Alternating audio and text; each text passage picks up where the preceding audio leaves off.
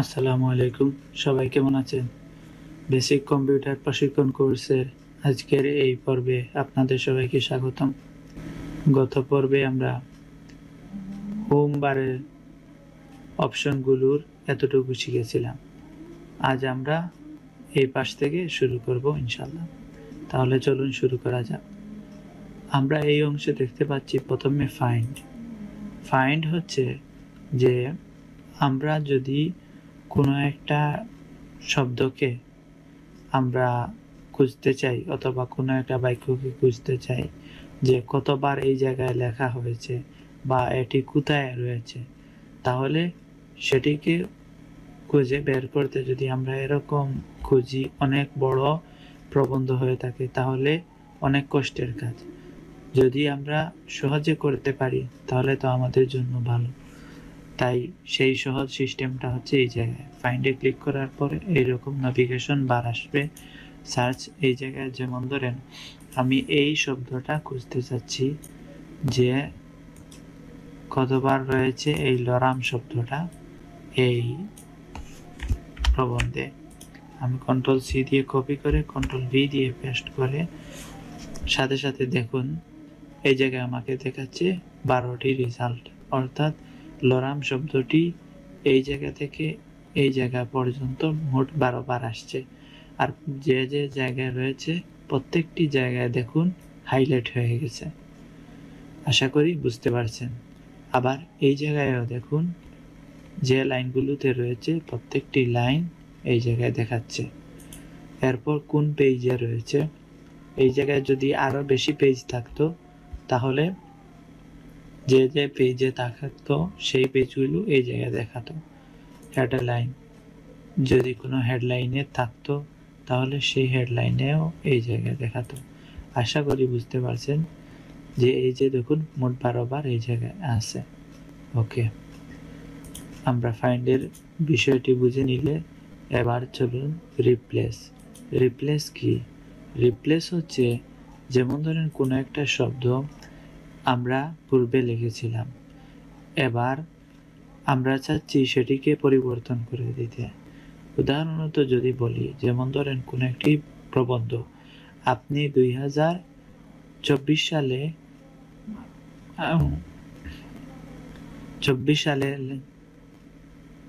যেমন ধরেন কোনো একটি প্রবন্ধ 2024 সালে লেখা হয়েছিল, কিন্তু এটি প্রকাশ করা হবে 2025 সালে। সুতরাং এখন 2024 সাল দিয়ে তো কোনো লাভ নেই। এখন আমরা চাচ্ছি যে এই প্রবন্ধের যে যে জায়গায় 2024 আছে সেইটা যেন 2025-এ পরিবর্তন হয়ে যায়।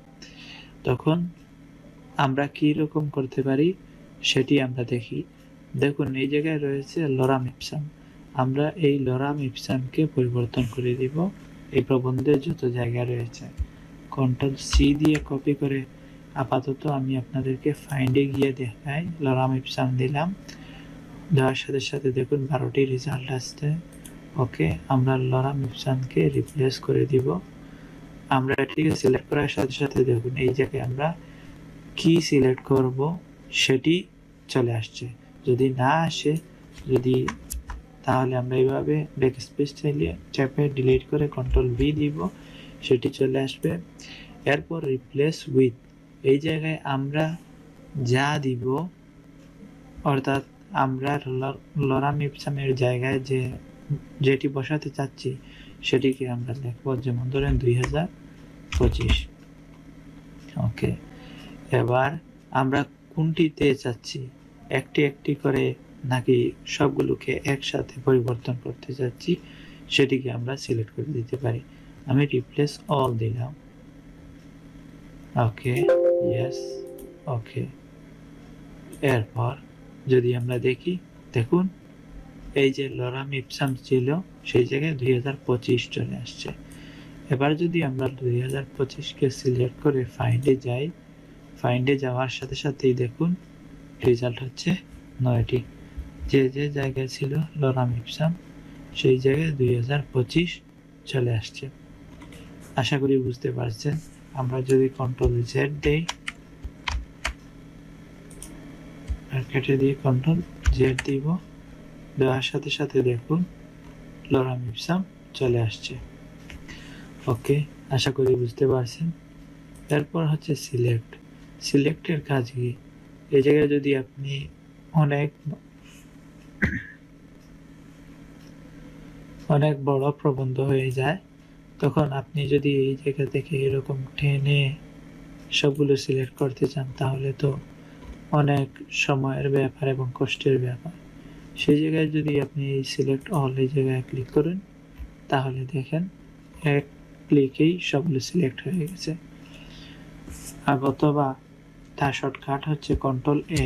কন্ট্রোল এ দিলে দেখুন সবগুলো সিলেক্ট হয়ে গেছে। ওকে, এরপর সিলেক্ট অবজেক্ট। সিলেক্ট অবজেক্টে ক্লিক করার পর দেখুন যে জায়গায় ক্লিক করবেন সেই জায়গায় এরকম প্লাস চিহ্নের মতো আসছে। এইভাবে টেনে যতটুকু চান ততটুকু টেনে ছেড়ে দিবেন, তারপর দেখবেন এগুলো সিলেক্ট হয়ে গেছে।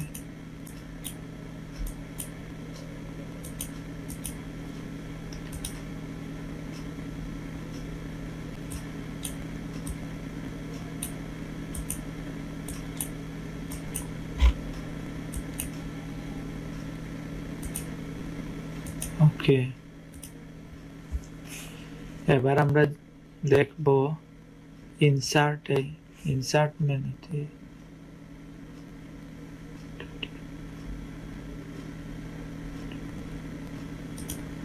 এবার আমরা মেনু বারের ইনসার্ট দেখব।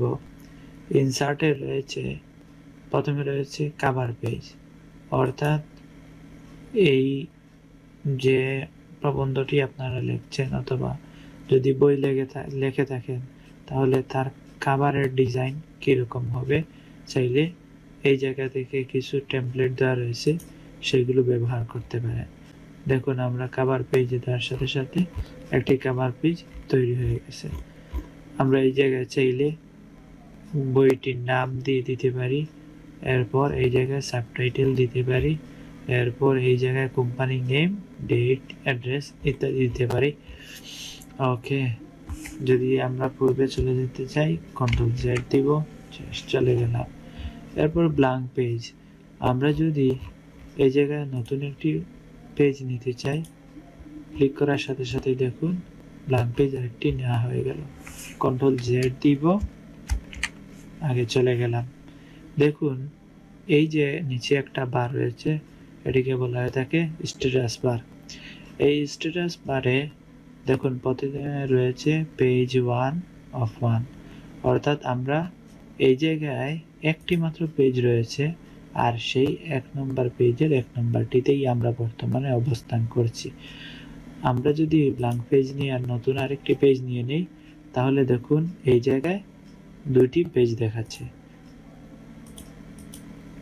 এরপর আমরা এখন বর্তমানে প্রথম পেজে অবস্থান করছি, সেই জন্য দেখুন এই জায়গায় বলছে যে এই ডকুমেন্টে দুইটি পেজ নেওয়া রয়েছে, তবে আমরা অবস্থান করছি এখন 1 নম্বর পেজে। আশা করি বুঝতে পারছেন। এরপর দেখতে পাচ্ছেন এই জায়গায় নাম্বার দেখাচ্ছে যে কয়টি শব্দ এই জায়গায় লেখা রয়েছে, যে 363টি শব্দ এই জায়গায় লেখা রয়েছে। ওকে, এটি ব্যবহৃত হয় অনেক সময়, যেমন কোনো জায়গায় নির্দিষ্ট করে লেখা থাকে 300 শব্দের ভিতর প্রবন্ধটি লিখতে হবে, তখন আপনারা এই জায়গা থেকে লক্ষ্য করে লিখতে পারেন, বুঝতে পারবেন যে আপনি এখন বর্তমানে কতটি শব্দতে রয়েছেন। ওকে, এরপর এই জায়গায় হচ্ছে আমরা যে টেক্সট লিখছি সেগুলো কোন ভাষায়, ইংলিশ। ওকে, এরপর এই জায়গায় হচ্ছে রিড মোড। আমরা এটিকে বর্তমানে কিভাবে যদি প্রিন্ট করি তাহলে কীরকম আসবে, পড়তে কীরকম দেখাবে সেটি। ওকে, এরপর যদি আমরা এই জায়গায় ক্লোজ দিই,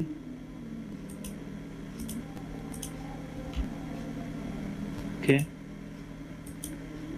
আমরা এটিকে জুম করতে চাইলে এই জায়গায় ক্লিক করব, আর যদি আমরা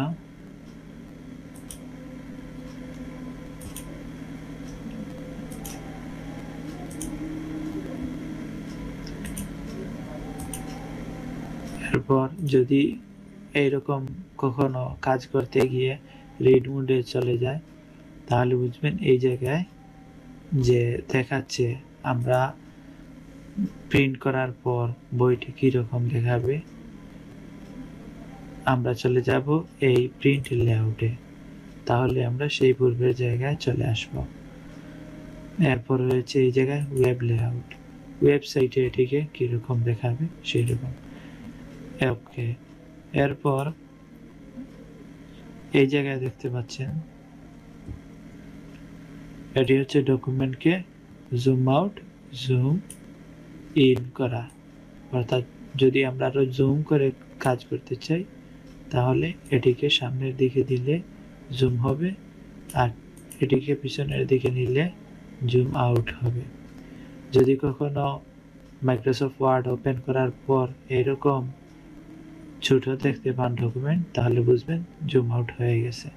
তখন আপনি যদি এই প্লাস চিহ্নতে ক্লিক করেন তাহলে এটি জুম হবে, অথবা এটিকে টেনে দিলে জুম হবে, মাইনাসে দিলে জুম আউট হবে, টেনে দিলে এই মধ্যখানে নিয়ে আসলে এটি মধ্যখানে থাকলো 100%। ওকে, এরপর ব্রেক পেজ, আমরা এই জায়গায় ক্লিক করার সাথে সাথে দেখুন পেজটি ব্রেক হয়ে গেছে। কন্ট্রোল জেড দিই দেখার জন্য। আমরা এই জায়গায় লেখা শেষ করার পর যদি আরেকটি পেজ নিতে চাই এই দুই পেজের মধ্যখানে, তাহলে এই জায়গায় আরেকটি ব্রেক পেজ দিব, চলে আসলো। কন্ট্রোল জেড দিই। আমরা যদি চাই এতটুকু লেখে এই দুটি প্যারাগ্রাফের দুটি প্যারার মধ্যে ব্রেক হতে ক্লিক করব, দেখুন মাউসের কার্সারটি যে জায়গায় ছিল এর পরবর্তী অংশ চলে আসছে পরের পেজে, আর আগের পেজের এই জায়গায় ব্রেক হয়েছে। ওকে, কন্ট্রোল জেড দিয়ে পূর্বের জায়গায় চলে গেলাম। এরপর এই জায়গায় রয়েছে টেবিল। টেবিল হচ্ছে এইরকম, অর্থাৎ আপনারা অনেক সময় দেখছেন যে রেজাল্টের খাতায় অথবা টেবিল নিয়ে যদি কোনো প্রশ্ন আসে অথবা বইতে বোঝানোর ক্ষেত্রে, তখন এইরকম টেবিল আসে বিভিন্ন ঘর ঘর, অথবা ক্যালেন্ডার ডিজাইন করতে গেলে এইরকম টেবিলের ব্যবহার হয়। এরপর টেবিল আমরা এই জায়গায় ডিজাইন করার সাথে সাথে দেখুন এই জায়গায় ডিজাইন মেনু চলে আসছে। এই জায়গায় আমরা টেবিলের বিভিন্ন স্টাইল পরিবর্তন করতে পারি, এরকম লাইন নিতে পারি, এইভাবে দিতে পারি, এইভাবে অনেকগুলো অপশন রয়েছে, আপনারা এগুলো পরীক্ষা করে দেখবেন। ওকে, এরপর টেবিল নিয়ে আমরা পরবর্তীতে বিস্তারিত আলোচনা করব। আপাতত দেখে নেই, যতটুকু দেখলেই যথেষ্ট, আমরা ততটুকু দেখিয়ে দিলাম। ওকে, কন্ট্রোল জেড দিয়ে পূর্বের জায়গায় চলে গেলাম, আবার চলে গেলাম ইনসার্টে। এরপর পিকচার, এই জায়গায় ক্লিক করে আমরা কোনো একটি পিকচার চাইলে নিয়ে আসতে পারি লেখার মধ্যখানে, বা যে জায়গায় আমরা চাইবো সেই জায়গায় কন্ট্রোল জেড দিব। দেখুন কার্সার যে জায়গায় থাকবে সেটি সেই জায়গায় ইনসার্ট হবে। আমরা যদি নিচে চাই তাহলে এই জায়গায় মাউসের কার্সার রেখে পিকচারটি সিলেক্ট করে ইনসার্ট করে দিব। ওকে, এরপর আমরা এটিকে ছোট করে দিতে পারি এরকম ভাবে। এরপর এই ইমেজ আনার পর বিভিন্ন স্টাইল দিতে পারি, ইমেজের ফ্রেম ইত্যাদি। এই জায়গায় ক্লিক করার পর দেখতে পারবেন আরো বিভিন্ন ধরনের স্টাইল রয়েছে। ওকে, এরপর এই জায়গায় থেকে বর্ডার দিতে পারি, বর্ডারের কালার দিতে পারেন। এরপর এই জায়গা থেকে পেজের ইমেজের ইফেক্ট দেওয়া যাবে,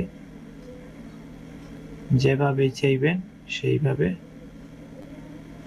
ওকে, শ্যাডো, ইমেজের নিচে ছায়া ইত্যাদি। এরপর ইমেজের পজিশন কোথায় থাকতে চায় যদি এইরকম দেন তাহলে দেখুন এই প্রথমে চলে আসছে, এরপর মধ্যখানে, এরপর এই পাশে। এইভাবে আপনি পজিশন সিলেক্ট করে দিতে পারেন। ওকে, আমরা এটিকে কেটে দিচ্ছি। ইমেজের কাজ শেষ। জায়গায় দেখুন অনলাইন পিকচার।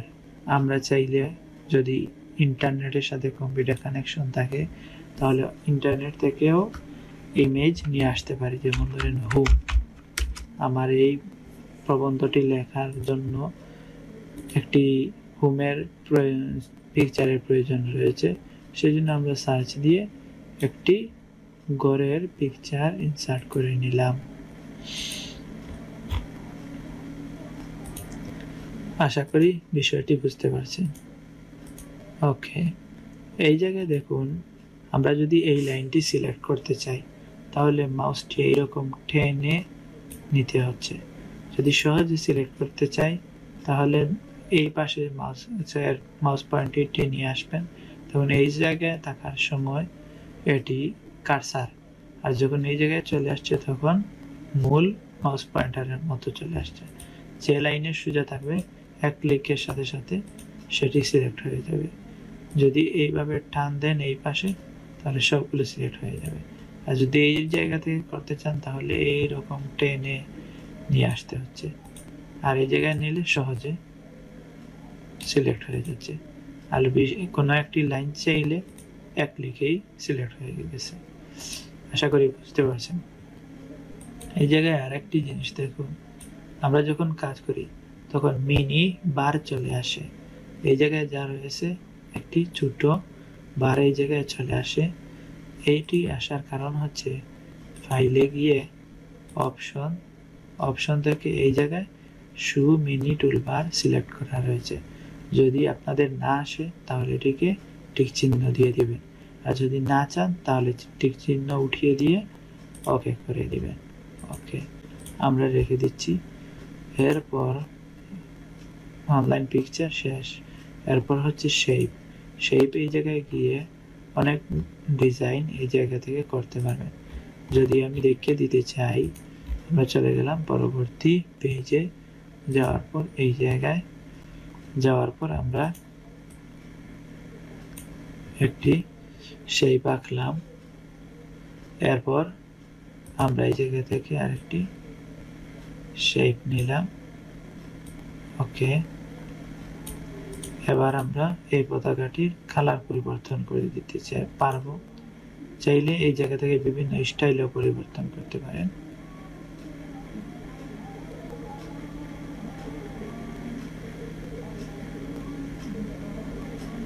ওকে, এরপর চাইলে এই জায়গা থেকে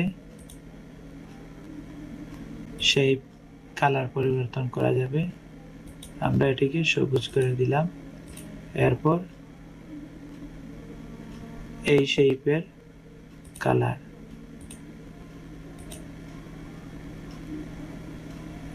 শেপটি সিলেক্ট করার পর ফরম্যাট, এরপর শেপ কালারে গিয়ে আমরা এটিকে লাল করে দিলাম। এরপর এর আউটলাইন যেটি রয়েছে এই জায়গা থেকে আউটলাইন নো আউটলাইন করে দিতে পারি। সবুজের এটিকে নো আউটলাইন করে দিতে পারি। ওকে, শেপের ইফেক্ট এই জায়গা থেকেও আমরা দিতে পারি। যদি এইভাবে দিই এটি এইরকম হয়ে গেল। এরপর এই শেপে গিয়ে এটিকে দিয়ে দিলাম, তাহলে ইমেজটি এরকম হয়ে গেল। আরো অনেক ডিজাইনে কাজ করা যাবে। শেপগুলো আপনারা শেপ সিলেক্ট করার পর এই জায়গায় স্টাইল পরিবর্তন করে দেখবেন। এরপর এই জায়গায় আপনারা এই শেপ নিয়ে প্র্যাকটিস করবেন। আশা করি বুঝতে পারছেন। আমরা কেটে দিলাম।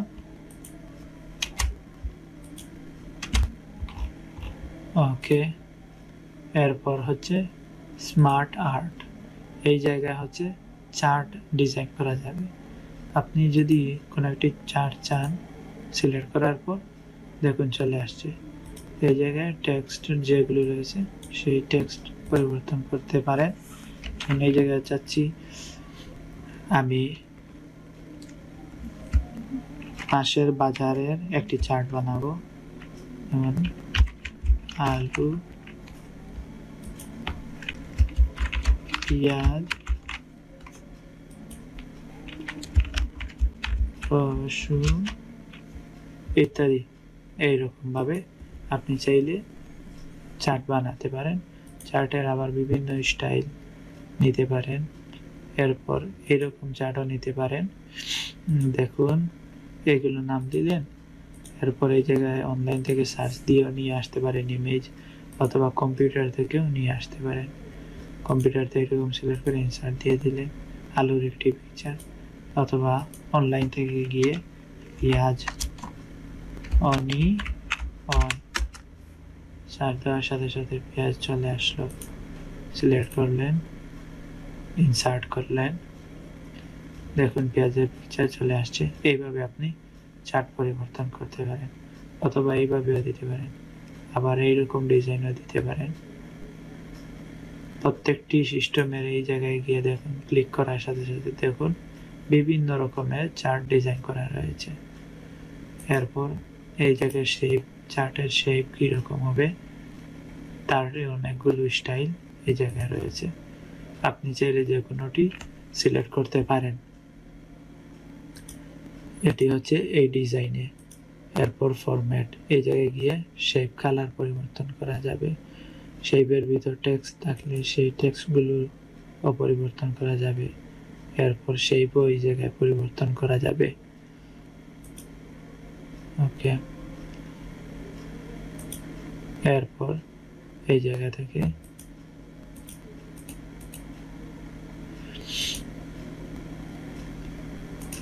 ওকে, এরপর ইনসার্টের শেপ শেষ, চার্ট শেষ। আমরা সবগুলোকে কেটে দিই। চার্টের এই জায়গায় গিয়ে আরেকটি চার্টের স্টাইল রয়েছে, আরো কয়েক ধরনের। আমরা চাইলে এইগুলো ব্যবহার করতে পারি। আমরা এরকমও চার্ট দেখে থাকি, এটিও ব্যবহার করতে পারি, বার এটিও ব্যবহার করতে পারি। এই সবগুলো আমরা ব্যবহার করতে পারি আমাদের উপযুক্ত স্থানে, যেই জায়গায় প্রয়োজন হবে সেটি সেই জায়গায় ব্যবহার করব। ওকে, এরপরে স্ন্যাপশট। এই জায়গা থেকে আমরা কম্পিউটারের স্ক্রিনশট নিতে পারি। ক্লিক করার সাথে সাথে স্ন্যাপ ক্লিকিং, যে জায়গা থেকে যতটুকু চাচ্ছি দেখুন আরেকটি স্ক্রিনশট চলে আসলো। এই জায়গায় কেটে দিলাম, ইনসার্টে চলে গেলাম। এরপর অ্যাপ অফিস, অনলাইন ভিডিও, এই জায়গা থেকে আমরা অনলাইন থেকে ভিডিও নিয়ে আসতে পারি, ইউটিউব থেকে, অথবা এমবেডে কোনো কোড এনে এই জায়গায় বসিয়ে দিতে পারি। ইউটিউব থেকে একটি গজল নিয়ে আসতে চাই, যদি উর্দু গজল, ওকে, যে কোনো একটি আমরা সিলেক্ট করে ইনসার্ট করে দিতে পারি। দেখুন চলে আসছে। ওকে, আমরা ডিলিট দিয়ে দিলাম, ইনসার্টে চলে গেলাম। এরপর হচ্ছে হাইপারলিঙ্ক। হাইপারলিঙ্ক হচ্ছে যেমন এই হেডলাইনকে আমরা হাইপারলিঙ্ক করব। হাইপারলিঙ্কে ক্লিক করলাম, এরপর আমরা এটিকে লিঙ্ক করে দিব এই পেজের সাথে।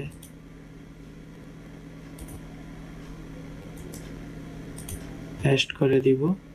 ওকে, দেখুন এটি পূর্বে ছিল এরকম শুধু কালো, এখন নীল হয়ে গেছে, নিচে আন্ডারলাইন হয়ে গেছে। এখন এটিতে যদি আমরা ক্লিক করি, কন্ট্রোল ক্লিক করি, দেখুন কন্ট্রোল ধরে ক্লিক করার সাথে সাথে এটি আমাকে নতুন একটি ওয়েবসাইটে নিয়ে আসলো। আশা করি বুঝতে পারছেন যে কিভাবে শব্দের সাথে অথবা কোনো একটি বাক্যের সাথে লিঙ্ক করা যায়। আমরা হাইপার লিঙ্কে গিয়ে লিঙ্কটি উঠিয়ে দিলাম। ওকে, আমরা পূর্বের জায়গায় চলে যাই, Ctrl+Z। এরপর হচ্ছে বুকমার্ক। আমরা যদি কোনো শব্দকে বুকমার্ক করে রাখতে চাই তাহলে সেটিও রাখতে পারি। ওকে, এই জায়গায় গুরুত্বপূর্ণ মধ্যে আরেকটি হচ্ছে নান ড্রপ। কোনো একটা শব্দ এই বাক্যের শুরুর শুরুতে অনেক সময় আমরা দেখে থাকি প্রথম অক্ষর অনেক বড় হয়ে থাকে, তাহলে এইরকম আমরা ব্যবহার করতে পারি। এরপর চাইলে এইরকমও ব্যবহার করতে পারি, অথবা এই জায়গায় ক্লিক করে আমরা নিজেরা একটি স্টাইল বানিয়ে নিতে পারি। ওকে, এরপর হচ্ছে হেডার। হেডার কি? হেডার হচ্ছে এই উপরের অংশ। দেখুন এই জায়গায় মাউসে কার্সার নেওয়ার সাথে সাথে এটি এইরকম তীরের মতো আসছে, ডাবল ক্লিক করার সাথে সাথে দেখুন উপরের অংশ কেটে গেছে। তার মানে হচ্ছে যে আমাদের লেখা এই অংশ থেকে শুরু হয়েছে মূল পেজ, আর উপরের যে অংশগুলো দেখাচ্ছিল সেটি হচ্ছে হেডার। এই হেডারে কি হয়, আমরা আবার ডাবল ক্লিক করলে এই যেটা চলে আসবে। হেডারের এই জায়গায় গিয়ে ডাবল ক্লিক করলে দেখুন চলে আসছে। এই জায়গায় যদি আমরা লিখি হাসান অথবা লেখকের নাম হাসান, ক্লিক করার পর আমরা যদি আবার ডাবল ক্লিক করি ডিজাইনে চলে আসছে। আমরা ডিজাইন নিয়ে পরবর্তী আলোচনা করব। আমরা মেইন পেজে চলে আসতে যাচ্ছি। মেইন পেজের এই জায়গায় গিয়ে দেখুন যখন এটি এরকম থাকবে, মেইন পেজের এই জায়গায় ডাবল ক্লিক করলে সাথে সাথে চলে আসবে এই জায়গায় হাসান, এই পেজের উপরও চলে আসছে হাসান। আশা করি বুঝতে পারছেন। নিচে রয়েছে ফুটার। এই ফুটার এই জায়গায় ডাবল ক্লিক করার সাথে সাথে দেখুন চলে আসছে আমরা এই জায়গায় 01 অর্থাৎ 1 নম্বর পেজ। তার সাথে সাথে দেখুন এই পেজের নিচেও চলে আসছে 1, যা লিখবো সেটি চলে আসবে। আবার এই ফুটারের এই জায়গায় গিয়ে এই যে ফুটার রয়েছে সেই জায়গায় গিয়ে আমরা যদি নাম্বার দিই পেজ 1, এই জায়গায় আসছে অটোমেটিক পেজ 2। ওকে, আমরা ফুটারে যে কিছু না দিতে চাইলে ডিলিট করে দিই, ডাবল ক্লিক। ওকে, আশা করি বুঝতে পারছি। এরপর হচ্ছে এই জায়গায় ওয়ার্ড, এই জায়গায় কোন একটি ওয়ার্ড টেক্সট নিতে পারি, গিয়ে লিখে দিতে পারি মাই নেম ইজ, কন্ট্রোল এ দিয়ে সিলেক্ট করলাম। এই জায়গা থেকে আমরা ফন্টের স্টাইল পরিবর্তন করতে পারি।